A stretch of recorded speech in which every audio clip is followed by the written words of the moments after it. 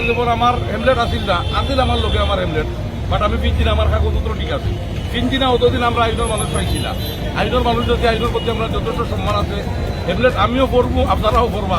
আমার double Hamlet আছে, আমরা দুইজন চলাফেরা করে আমার ডবল হেমলেট আছে। বাট আমার শাহরিয়ার স্যার আরো যে সুযোগ স্যার আছে, যে নম্বর আমার লোকে অত্যন্ত ভালো, অত্যন্ত সুন্দর। অভিযানের পক্ষে আমি অভিযানের পক্ষে, অভিযান 100% চাই। অভিযান হইতো, অভিযান না তাহলে তো আমরা হেমলেট চিনতাম না, কাগজ হইতাম না, ভোটার কার্ড গাড়ি দূরাইব। অভিযান হইতো এবং শাহরিয়ার স্যারের ধন্যবাদ যে উনি খুব সুন্দর ব্যবহার করতেন। অতকা কতবার জাম বুঝি নিত লাগি থাকে, অতকা কতখান ফাঁকা ফাঁক লাগে, খুব পালা লাগে বুঝি নিত, খুব সুন্দর 8,000 16,000 বুঝি নিতে হবে। মানে আইন সবার জন্য সমান। দীর্ঘদিনটা কি কেন যানজট থাকায় আমরা ব্যবসা বাণিজ্য আমরা মসজিদ হইতাম পারি না, আমাদের অনেক সমস্যা, আমরা মহিলা কাস্টমার দেখতে পারে না। এখান লইয়া আপনারা জানেন এই যানজট লইয়া আমরা একটা বিরোধ হয়েছে। সিলেটর বড় নেতৃবৃন্দ জামাত বিএনপি সকলে মিললে এগুলো নিষ্কাশন করতেন, এগুলো সমাধান করতেন। আমরা এখান থাকি স্ট্যান্ড উঠার লাগি নেতৃবৃন্দ হলে ইয়ে করতেন। আমরা আজকের এখানে এখানে কোনো স্ট্যান্ড নাই। আমরা রাজনৈতিক নেতৃবৃন্দরে যারা এখানে উদ্যোগ নিতেন তারারে আমরা পক্ষ থাকিয়া অনেক অনেক ধন্যবাদ। আজকে খুব আনন্দ লাগে এখানে যেন যানজট মুক্ত। আমাদের প্রশাসন বাহিনী যে কাজ করতে আমরা চাইলাম যে একদিনও লাগি না, তারা সবসময় এই কাজটারে চলমান রাখবা হিসাবে আমরা রাস্তাঘাটে চলাফেরা, আমাদের কাস্টমার এই ব্যবসা বাণিজ্য আমরা অনেক ক্ষতিগ্রস্ত হয়েছি। একটু আপনারা বাসায় বুঝাইবার মাধ্যমে আপনারা সাংবাদিকের মাধ্যমে আমরা কৃতজ্ঞতা জানাইতে যে আমরা যে আজকে আপনারা সহযোগিতা করা, আমরা সব দিক আপনারা তুলে ধরবা। আমরা হাতন মার্কেট, সিটি মার্কেট, লালদিঘি বাড়িগুলা চলাচল খুব ক্ষতিগ্রস্ত। আর এখানে বারুয়া বয়, এখানে বয় সব দিকে তারা যদি কারো উদ্যোগ নেয় আমরা তারা সাধুবাদ জানাই, ধন্যবাদ জানাই।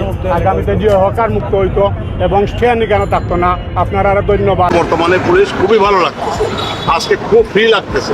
অন্য সময় এই সিটি কর্পোরেশন থেকে শুরু করে আপনার সিটি মার্কেট পর্যন্ত সিএনজি জাম থাকতো, গাড়ি পাসিং হইতো না, এছাড়া দোকানপাটেও জাম থাকতো। আজকে সম্পূর্ণ ক্লিয়ার দেখতেছি আমরা, ইনশাল্লাহ খুব ভালো লাগতেছে। অটো রিস্কের লাগে আমরা রাস্তাঘাট গাড়ি চালাইতে পারি না, সিএনজির লাগে প্যাসেঞ্জার নামাইলে আমরা 2 মিনিট 5 মিনিট কাছে তুলে ঘিরাইতে পারি না, আমরা বাগাই দেয় আর মারপিট করে।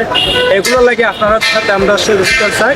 যানজট মুক্ত থাকার কারণে খুব সুন্দর লাগে।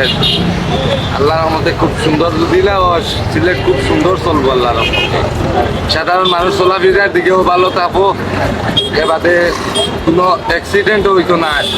এক সপ্তাহ আগ থেকে সিলেট মেট্রোপলিটন পুলিশ, ট্রাফিক বিভাগ, সিটি কর্পোরেশন সম্মিলিতভাবে আমরা একটা আলটিমেটাম দিয়েছিলাম মেট্রোর ভিতর এই যানবাহনের শৃঙ্খলা আনয়নের লক্ষ্যে আমরা বিশেষ করে ব্যাটারি চালিত অটোরিকশা এবং অনিবন্ধিত যেসব যানবাহন আছে তাদের বিরুদ্ধে 22 তারিখ পর্যন্ত আমরা একটা আলটিমেটাম দিয়েছিলাম যে 23 তারিখ থেকে আমরা অভিযানে নামবো।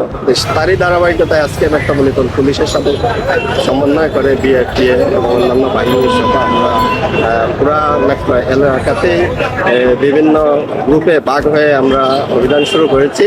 মূলত আজকে থেকে আমরা সচেতনতা এবং গাড়ির যে কাগজপত্র সঠিক আছে কিনা সেগুলো দেখে যাদের বিরুদ্ধে বিভিন্ন অনিয়মের অভিযোগ পাওয়া যাচ্ছে তাদেরকে তাৎক্ষণিকভাবে মামলা দায়ের করা হচ্ছে এবং মোটিভেশন করা হচ্ছে। মূলত মোটিভেশনটা করা হচ্ছে আপনারা জানেন যে মেট্রো এবং জেলার সিএনজি আলাদা করার একটা সিদ্ধান্ত ছিল, সেই আলোকে যেসব সিএনজিগুলা রং করা হয় নাই তাদেরকে আমরা বুঝিয়ে বলতেছি যে রং করে ফেলো।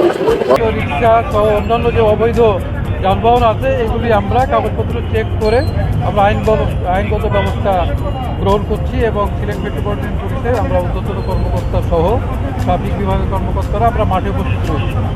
এই অভিযানটা কি চলমান থাকবে কিনা? এই অভিযানটা চলমান থাকবে যতদিন পর্যন্ত প্রয়োজন হবে আমরা মাঠে থাকবো এবং কাজ করবো ট্রাফিক বিভাগের পক্ষ থেকে।